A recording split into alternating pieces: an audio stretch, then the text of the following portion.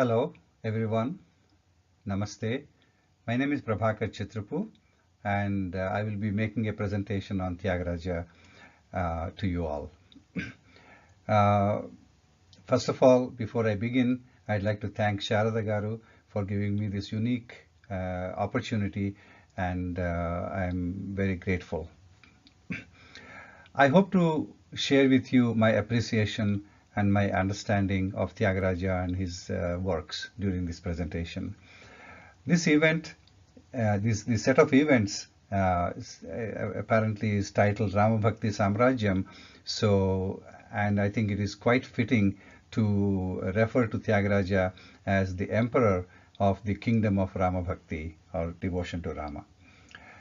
My contact details are given below, and also a website, tyagaraja.org, which I maintain. And the spellings are may look a little odd to some of you, but I am following the Harvard Kyoto transliteration scheme, so please bear with that. It should help in the right pronunciations. So this is the outline of the presentation. After talking about some of his life events, we'll talk a bit about Rama Bhakti and the role it played in Thyagaraja's life, and then look at the complete collection of his works, and then say a few things, and finally end the presentation focusing on the pancaratna-s, which were set to the rAga-s. So a question that always interested me was, how did Thyagaraja look? We see a large number of pictures, but many of them are not really lifelike. The best I found was in Jagan Mohan Palace in Mysore.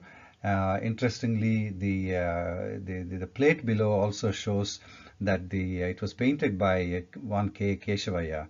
Unfortunately, I could not get any further details regarding how this was. Whether it was commissioned, whether it was painted when Thyagaraja was alive, did he pose for this painting, etc. So I do not know any of those details.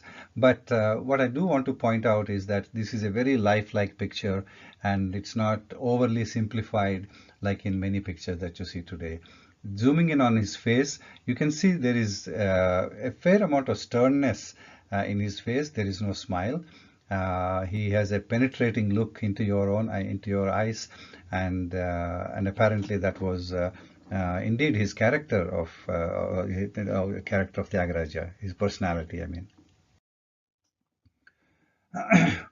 So here you see the I'm trying to show here the beginning. The ancestors of Thyagaraja, they came from a village called Kakarla, which is why the family surname is Kakarla, Kakarle Tyaga Brahmam, and that is a place it's a village in Andhra Pradesh state in southern India. The ancestors moved from there to Tiruvarur in Tamil Nadu, and due to the patronage of the Nayak rulers. The Nayak rulers were Telugu-speaking rulers, and they were appointed as viceroys in the beginning, and then later on became kings. They were appointed by the Krishnadevaraya of the Vijayanagar Empire. And so these Nayak rulers, they ruled about 200 years or so in that area. And during that time, since they were Telugu speaking, they probably attracted a lot of scholars and artisans from Telugu speaking areas to that area. And this is where Thyagaraja was born. So indeed, this is the picture of the house where he was born on Monday, 4th May, 1767. And the house still stands in Tiruvarur, and it's of course a very awesome feeling to go and visit that place. Here is a horoscope of Thyagaraja. I found this in a book by Professor Jackson, William Jackson, and it's interesting. If any of you know how to read horoscopes, it might be interesting to take a look at this. The time when Thyagaraja was born seemed to be rather special in the musical world. So if you look at 1756 to about less than 20 years, a span of 20 years, that period saw the birth of such huge stars of music around the West and the East. Mozart and Beethoven were born in the West, and the Carnatic Trinity, Thyagaraja, Shama Shastri, and Dikshitar were born during the same time frame. So here is the family tree of Thyagaraja. So this is Thyagaraja. His father was called Rama Brahmam, and his father was Giriraja Brahmam, and then his father is Panchanada Brahmam. And then the other siblings are shown here. Thyagaraja had two brothers, one Ramanatha apparently, who passed away when he was quite young, and then Panchapakesha, also sometimes called Japesha, was, and Thyagaraja lived many years together. In fact, there are very interesting stories of how they shared a house in the beginning, and then there was a conflict, and then they ended up splitting the house into two parts, and so on. Thyagaraja had only a daughter, Sita Lakshmi, and who had a son called Panchapakeshaya, and who did not have any offsprings. So the direct line of Thyagaraja ends there. So after Thyagaraja was born there, the family apparently moved from there to Tiruvayyaru, and soon after Thyagaraja's birth. The exact date is not known, but this is pretty much where Thyagaraja spent all his life, his long life of almost 80 years. So here are the milestones in Thyagaraja's life. At a very young age of 80 years of age, he had his Upanayinam and started his musical training under one Sunti Venkataramanaya when he was about 15 years of age, and started to compose when he was 16 by simple Divyanama Sankirtanas, and was married at the age of 18 to one Parvati.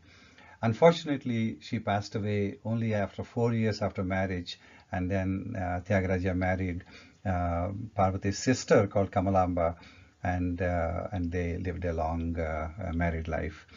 When he was about 20 years of age,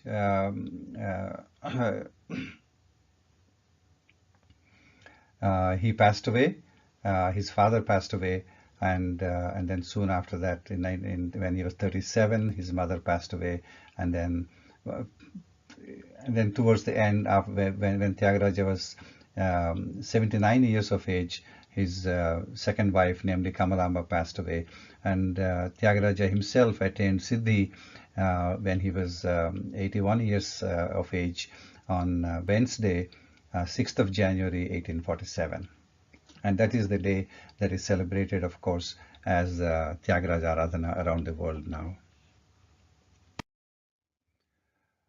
So I wanted to share a few musical anecdotes.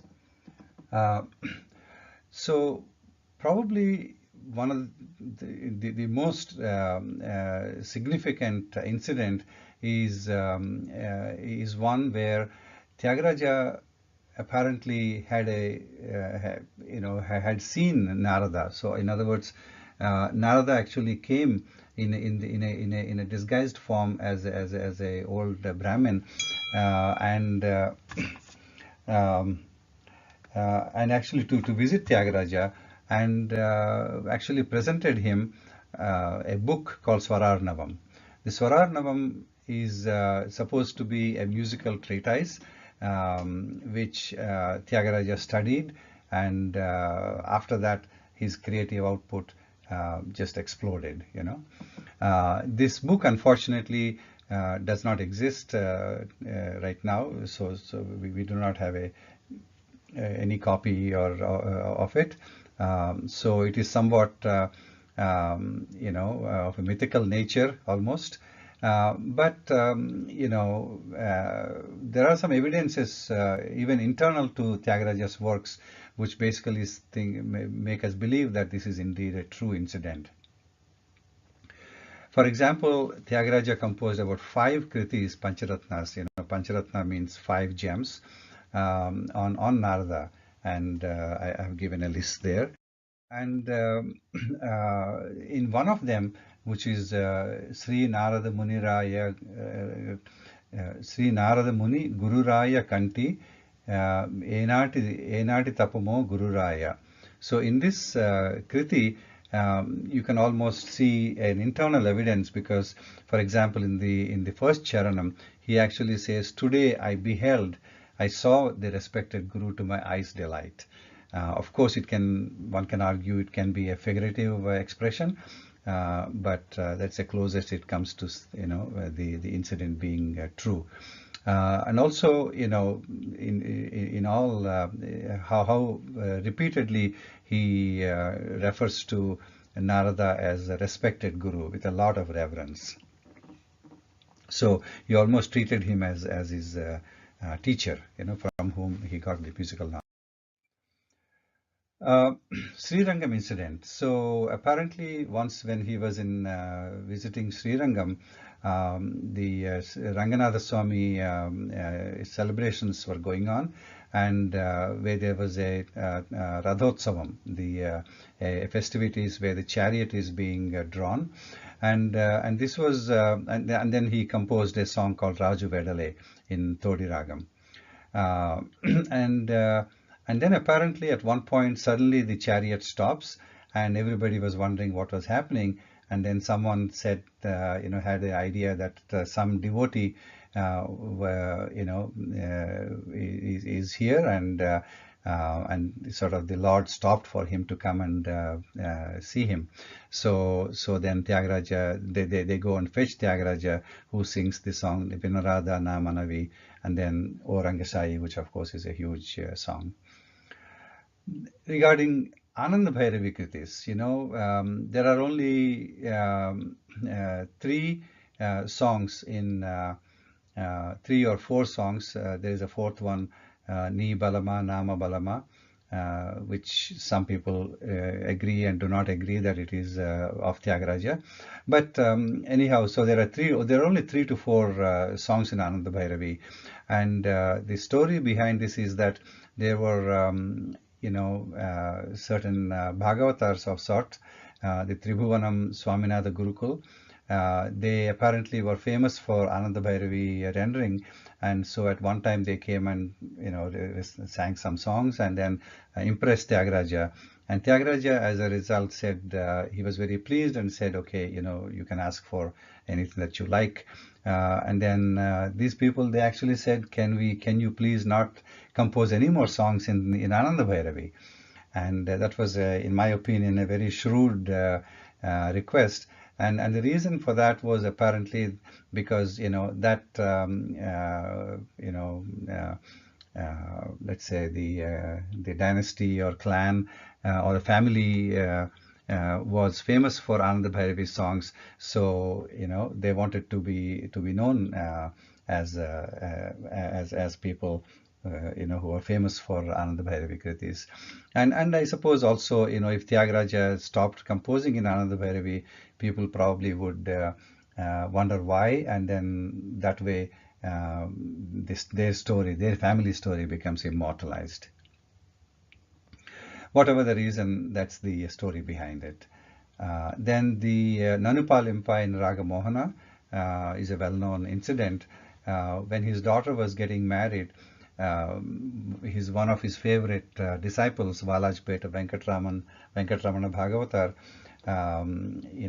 had a picture painted of Kodanrama, and it was in oil colors by Pallavi Ellayya, I believe. And so he was actually Valajpet Venkatramana Bhagavatar was carrying this picture and walking towards the wedding venue, and suddenly when Tyagaraja saw that, he felt like Rama was actually walking to his place, and then he composed this beautiful song, Nanupalimpa. Nidichala Sukhma is a famous kriti in Raga Kalyani, and there are a couple of songs in this incident. So starting at a time when apparently his teacher Sonti Venkataramanaya asked Tyagaraja to sing in the assembly of several established musicians, he sang the song Dorokuna Itavanti Seva, that it's such a precious opportunity for me to sing at this in the presence of all such stalwarts in Raga Belahari. And the teacher was so impressed, and then So next day, his teacher, he took him to his father, Sonti Venkata in Tanjavur, where apparently he sang the song Mari Mari Nine Ninne Moralidudu for 8 hours in Raga Kamboji. And again, the guest was so engrossed they missed an opportunity, missed an appointment to go to the king. And the king came to know about, he was wondering why they didn't show up. And then the story came out, and then he invited Thyagaraja to come to his court. And as part of the inviting party, he sent a lot of gifts and jewels and all that. And that led to a deep conflict in Thyagaraja, because he only followed Sri Rama, and all his musical creations were an offering to Sri Rama, and he never wanted to give that to any human beings. And in fact, there is an interesting connection to Potana, Bamera Potana, who wrote Bhagavatam in Telugu, and there is a very similar story where Potana also rejects gifts given by some kings, and it's also known that Thyagaraja was very influenced by Potana. Then there is the famous incident, as I mentioned, Japesha and Thyagaraja were sharing a house, and at one point there was some differences, and the house was partitioned. And in fact, Thyagaraja composed one song, Nadupai Palikeru, in Madhyamavati, which talks about the separation of the house. And at one time, apparently, his brother stole the Rama idols that Thyagaraja would be worshipping on a daily basis, and he threw them into the Kaveri river. So that naturally, depressed and shook up Thyagaraja a lot, and he composed many songs such as Endu Daginado, etc. And eventually he finds them, in the Kaveri river, and then everything is back to normal.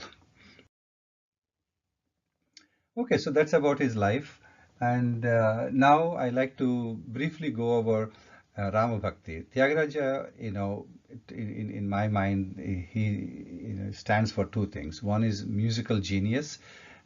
He's called Sangeeta Brahma, and the second is he's a Rama Bhakta. And I think that devotion to Rama is so deep that it was a huge inspiration in his life, and definitely shaped his music as well. So the roots of it were apparently Tyagaraja's father was a huge exponent of Ramayana in the king's court, so that must have had some influence as well. But even much more important is when he was about 20 years of age, Tyagaraja was initiated by one Ramakrishna Yatindra, and he was given the Taraka Mantram, the Ramanama Japa, Rama's mantra. And it seems he urged him to do the japa or recite it 95 crore times. Now that's 960 million. That is an enormous number, close to a billion. And Tyagaraja is said to have completed in 21 years, which is again a huge feat. So one actually just wonders how it happened, and even what exactly that mantra was, because depending on how long it is, it takes that much more time, and things multiply when you're talking about a billion times, And Tyagaraja's bhakti just flowed through his music, and so I just have a little bit about the types of bhakti, and how our Hindu Vedic tradition talks about 9 different types of bhakti, and one of them is actually music. And here is as I said, he composed many songs on Rama Bhakti, and I just gave a sampling of it with some brief description of what each of them is about. But the first one is Rama Bhakti Samrajyam. Again, I picked this up as a theme for my presentation, and here is the the particular song and its meaning. I won't go into this at this moment. You will have the slides with you in case you're interested in reading. So now let's, as I said before, in my assessment, Tyagaraja stands for two things. One is his complete devotion to Rama, and then the second is his musical genius. So let's take a look now at the complete set of musical works of Thyagaraja. So, how many songs did he compose really? Right? That was one question that sort of puzzled me because I didn't find a consistent number. And at times, I would see that I would see a number of 24,000 shlokas, 24,000 kritis, equal in number to the number of shlokas of Valmiki's Ramayana. But I don't find any, I haven't come across any evidence in any reference so far. Then there are other books that say, oh, maybe a few thousands, and some other people say a few hundreds, and so on.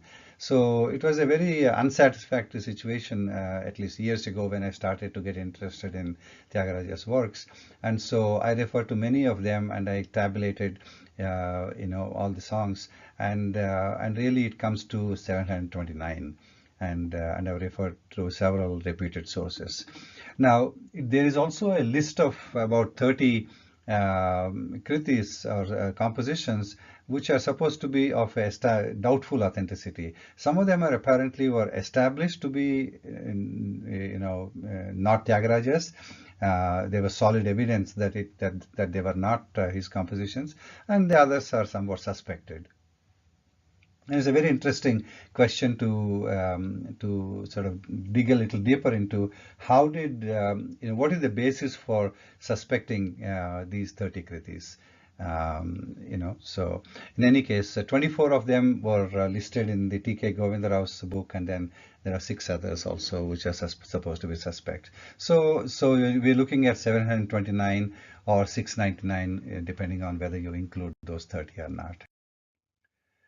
So these almost say 700 odd kritis he composed in many ragas, 215 ragas in total. Okay, and then if you look at if you ask yourself which ragas did he compose most in, then I took all those ragas where he composed at least 10 kritis or more.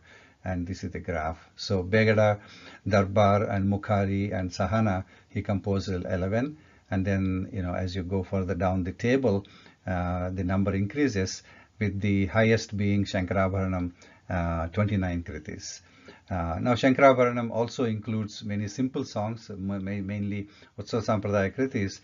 But if you look at the one before it, Todi, almost all his Todi compositions are really huge pieces of art, and he composed a huge set of 28 kritis in Todi. So the next is, these songs, they are of varying lengths, I think I have it in another slide later on, but these songs basically have a certain structure. There's a Pallavi and a number of charanams. Many of them also have in Anupallavi, so and some don't. But in any case, Pallavi and many charanams is a common aspect. So I just was curious, and I saw, when I saw that there were some kritis which had a huge number of charanams. For example, the highest is 23 charanams. Now there's only one composition, but and of course most of them do have just one charanam. About 365 of them. But you see that there are many others with multiple charanams, 3, 4, 5 charanams, and all that. And the reason I'm showing this is because there is beautiful meaning and bhava in all these charanams. And unfortunately, in many renderings by most musicians today, they just sing one charanam, Pallavi, Anupallavi, and just one charanam. And so my humble appeal to musicians and music teachers in particular is to please render the entire the unabridged tyAgarAja compositions. I think it will be a great service to tyAgarAja's music and to the listeners. Now, if you look at the themes covered in tyAgarAja's compositions, they span a very wide spectrum, starting from devotional compositions to there are several compositions that are music related. Professor Jackson makes an interesting observation that, generally an artist, or it's rather rare for an artist to talk about the art medium itself, So, like if you say Purandadasa or Annamacharya, they used music as a medium to compose devotional or philosophic compositions. But they didn't talk about, they didn't compose Kritis about music itself. And that's pretty unique in tyAgarAja's case. And then there are a smaller set relatively of philosophical compositions, and then there are even a smaller set of secular themes, and there are quite a few which address social criticism. tyAgarAja seemed to have been very keenly observant of the society around him, and the goodnesses and the badnesses and so on, and then he composed quite a few in fairly sharp criticism of some of the malpractices. So in the devotional category, while most of the compositions are about Rama, there are also just a handful on Sita, Hanuman, but which is all, of course, the same framework. But he also composed on Shiva, Parvati, Ganesha, and Kumaraswamy as well. I think there's one composition on Kumaraswamy and two on Ganesha. And of course, as I mentioned before, several on Narada. The music-related ones, some examples are Shobhillu Saptaswara, Sogasuga Mridanga Talamu, Nada Sudharasam, Raga Sudharasam, etc. And the philosophical ones include Edari Sancharintura, Dvaitamu Sukhama, like that. And the secular one that I had in mind is the Asaveri Kriti called the Sari Vedalena, where he describes beautifully the Kaveri river. So it's neither devotional or anything. Social criticism, of course, Durmargachara, Yantanechana. There are many compositions of that type. Now, if you look at all these songs and say, okay, what is the structure? What are the styles? Broadly speaking, people classify his works into two types, Kirtanas and Kritis. Kirtanas are the musically simpler ones, and they have simple meter, often multiple charanams, and sometimes they don't even have a anupallavi. They just have a pallavi and multiple charanams. Kritis, on the other hand, are the more musically sophisticated and heavy pieces of work, and almost all of them have the structure of pallavi, anupallavi, and charanam, either one or multiple charanams. And Kritis lend themselves to huge elaboration, also dependent upon the raga, of course, compared to Kirtanas, which are somewhat more limited in their musical expansion scope. A few, and in fact, these are the pancaratna-s that we'll talk about in the last part of the presentation, are in either Varnam or Swarajyatis. Now, tyAgarAja did not compose any Varnams. He did not compose any Javalis. In fact, there are some anecdotes that he actually did not like Javalis because of the themes of Javalis at that time. But musical style-wise, there are the Ganaraga Pancharatna-s are said to be in this style. Then, in terms of the style itself, there is a distinction called Gadya Sahityam and Padya Sahityam. Sahityam, of course, is lyrics. So Gadya is prose and Padya is poetry. So, most compositions prior to tyAgarAja, like Purandadasa, Annamacharya, etc., they had more the Padya Sahityam. So it's like a typical poem, a fairly simple meter and so on. And whereas Thyagaraja's compositions are supposed to be more along the prose type, of course it still does have respects to certain poetic structures, but there is a lot more gadya aspects in his lyrics. So in terms of his musical innovations and musical life, number one, as I said already, he is called Sangeeta Brahma. Brahma is the creator of the entire world, in the Vedic outlook. And he is said to be Sangeeta Brahma. I mean, you cannot imagine a higher title for a musician than this. He composed many new ragas, new at that time, and of course by now they are well established. He also took several ragas which were dormant at that time. He put new life in them and he gave them a new shape. And then he perfected this Pallavi, Anupallavi, Charanam structure enormously. And that particular structure, though, was attributed originally to Annamacharya. The other aspects, if you look at his compositions, is the sparsity of words and lyrics. I mean, not for all of them. There are several that have huge number of charanams and so on. But by and large, if you look at his most heavy Kritis, you find that the number of words is sparse. And that's by design, because then you can embed a huge amount of music in them, so that the words will no longer become a challenge or an obstacle to the expression of music. The other is the perfect, almost ideal balance between music and lyrics, the Sahitya and Sangeeta. They really blend so beautifully, that I have not experienced that level of harmony in any other composer's works.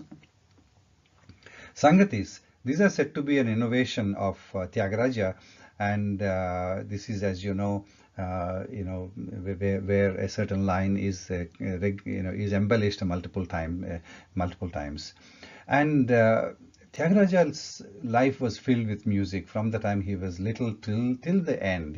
He was and also he was creative till the end. He lived 80 years of age, and even during the last 3 days, he composed Kritis in ragas which he had never composed in before, at least according to the available Kritis, And these are in fact Paramatmudu in Raga Vagadhishwari and Paritapamu in Raga Manohari.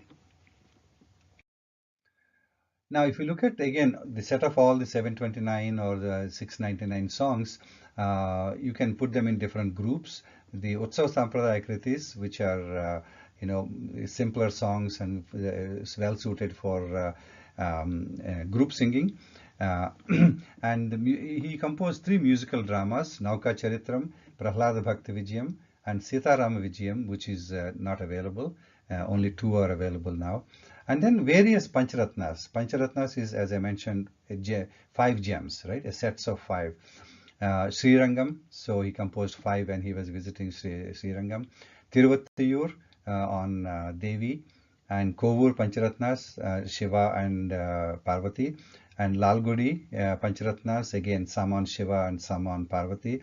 Narada Pancharatna-s that we talked about, and Ghanaraga Pancharatna-s, which I will elaborate on in the coming few slides. So that leads us into the Ghanaraga Pancharatna-s. Again, Pancharatna-s is clear, it's 5 gems, but these are said to be in Ghanaraga. So let's start with, what are these Ghanaragas? Nata, Gaula, Arabhi, Varali, and Srii. So this is well known to all of you. But it always puzzled me, why are these called Ghanaragas? Ghana generally means great or major, right?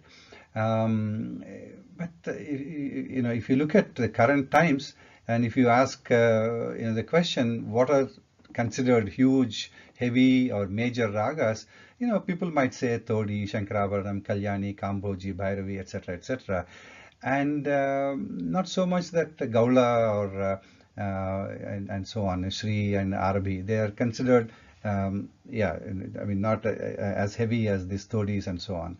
So I was always, I'm still puzzled as to why this group does Ghana ragas, and also does the term, what is the origin? I mean, does this classification exist in musical treatises before Tyagaraja or so on? So if anybody knows this, I would love to be educated on it. The second is the set of the set of the five pancharatna, Ganaraga pancaratnas. These five are being sung regularly as one set. So the question is, did Tyagaraja compose them as a set, or did they compose them separately and they were sort of collected together as a set of five? And the reason this is a question is because this has been asked by people, and some people subscribe to one and the others subscribe to the other. Again, my own opinion is that they were probably composed as a set, because for me to find five kritis which were composed in a disconnected manner, and somehow they all fit this Ganaraga set, but even more so their structure. All of them have the same structure, and it's pretty rare. It's a low probability event, in my opinion, that these would have been composed separately, and somehow they are grouped together subsequently. So a little bit on the structure of these five kritis. So firstly, it doesn't have the typical kriti kirtana style, and the scholars say that it's either a varnam structure or a swarajati structure, and the dominant opinion seems to be that it has a varnam like structure. Then also these five compositions are probably, or to my knowledge, the only compositions which have the swara sahityam structure. In other words, a good friend of mine compared this to a sheet music, which is so popular in the Western world. Whereas Indian Carnatic music is not a sheet music. There is a raga that goes with a kriti, but the artist is quite free to improvise and elaborate it in whichever way he likes. They do not come with a sheet of transcribed music. However, these pancharatnas do have that sheet-like structure. Each line has a certain notes and lyrics and so on. Also, there are no sangatis, which again is an innovation that Tyagaraja is most famous for. And yet, these are the ones that are most popularly sung. And then there's no niraval and so on. And the last one is an interesting observation. Several of them have multiple mudra charanams, which is kind of rare. A mudra charanam, as you all know, is a charanam where the artist's name comes in, his signature comes in. And Tyagaraja's signature is his own name, Thyagaraja, which also is the name of the Lord Shiva in Tiruvarur, where he was born. So, normally there is only one signature, but in some of these you find that there are multiple signatures, and that suggests basically that he enhanced these compositions as time went along. He didn't complete them in one sitting. So, looking at Jagadananda Karaka, the first one in the Nata Raga, it's a very cheerful, very celebratory composition. And I find this Jagadananda Karaka is a fairly uncommon expression, meaning that the causation, or the one who causes ananda or joy in this world. In the Vedic sort of vocabulary, I haven't come across this that often. Dudukugala in Gaula Raga is a very self-deprecating composition, with a talking about human beings who fall to bad habits and so on and so forth. Now knowing what we know of Tyagaraja, he probably used himself as the subject of the composition, but he's really critiquing the society around him. And this is another interesting thing, the social criticism. For example, if you look at Shama Shastri and Dikshitar, There are no compositions that talk about the society around them at all. Maybe a little bit, a couple of phrases maybe in Shama Shastri's, but not so in the others. Of course, you do find them in Annamacharya compositions and Purandaradasa compositions, and also Potana, the writer of the Telugu Bhagavatam. sAdhincenE in Arabhi. This is a very interesting composition because it has a mixed references to Rama and Krishna. Some charanams are talking about Rama, others are talking about Krishna. It's a very cheerful, very playful theme, and in fact the Arabhi raga itself has that kind of a sprightliness to it. There is some controversy about the refrain or but it'll be a little bit technical to go into those details here. Kanakana Ruchira in Varali Ragam, this is hugely bhakti laden. It's a beautiful description of Rama and Sita in many charanams. At least to me, it's a strange mood. If you don't listen to the words, if you don't follow the meaning of the words and just try to respond to the raga, to me it has a very melancholy mood. It sets a melancholy mood. However, if you look at the lyrics, it's a very celebratory, beautiful descriptions of Rama and Sita. And last but not at all the least, in fact, people think of endaro mahAnubhAvulu in Sri Ragam as probably the greatest, all-time greatest composition in the entire Carnatic music. Of course, this is a subjective statement, but even if you just look at how popular this Kriti is, and not only in the core Carnatic repertoire, but this expression endaro mahAnubhAvulu, you hear it in speeches and you hear it in so many contexts, even other than musical, and the music is so enormously beautiful. It's not uncommon to get goosebumps when you hear it any number of times. So that's the last of the Kritis, and to wrap up, Tyagaraja is ultimately Sangeeta Brahma. So there is a very sophisticated music. He pushed the envelope of Carnatic music. He created new balances between lyrics and music. He explored and revealed new vast expanses of existing ragas. He gave life to new ragas, dormant ragas, created new ragas, etc. So he was, in my opinion, truly a scientist when it comes to a researcher and a scientist when it comes to the field of music, and he was a genius in all aspects of the music. Now I have the question marks in the last 3 bullets, just to suggest that to pose some questions, and some people who focus only on the music ask, how sophisticated is it from a literary point of view? Because his lyrics are quite simple.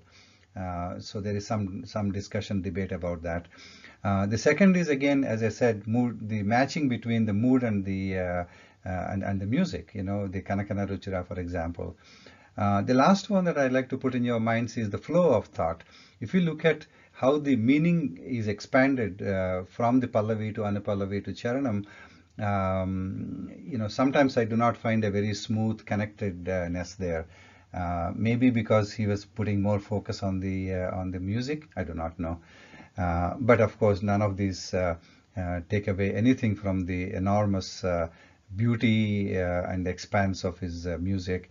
And in my opinion, and myself definitely, and I'm sure many others, we are so grateful that Thyagaraja has given us so much of music to enjoy, both at a pleasure level and at a spiritual level.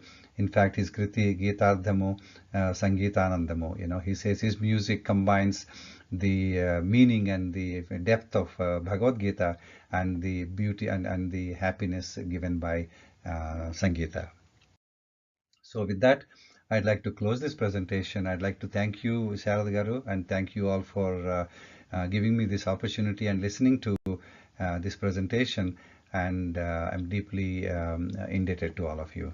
And again, I would be more than happy to get in touch with any of you with either criticisms or any other questions you may have, or any clarifications that you may have that you like to share.